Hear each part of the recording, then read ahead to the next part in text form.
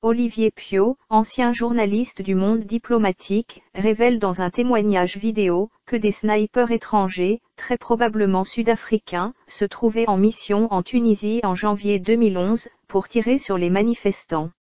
Autrement dit, ils étaient là pour provoquer le chaos et donner un coup à la « révolution du jasmin ».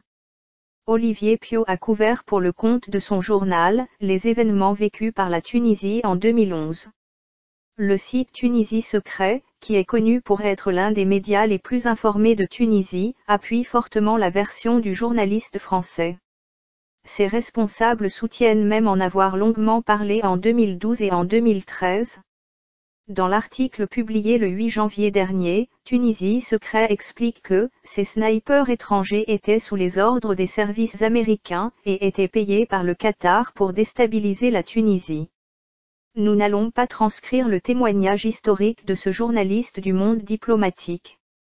Vous n'avez qu'à l'écouter et faire des recoupements avec notre article du 7 juin 2013, pour vous faire une idée exacte sur le coup d'État islamo-atlantiste qu'on a voulu faire passer pour une révolution populaire, que les traîtres au pouvoir et dans l'opposition viennent de festoyer malgré la situation tragique du pays, écrit l'auteur de Tunisie Secret.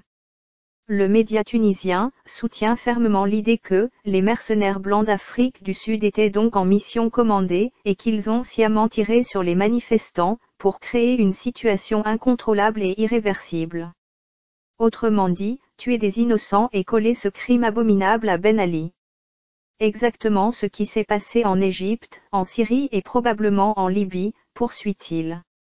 L'auteur de l'article promet que ces mercenaires seront un jour ou l'autre identifiés, arrêtés et jugés, ainsi que leurs payeurs qataris, qui ont pour complice le général félon Rachid Ammar.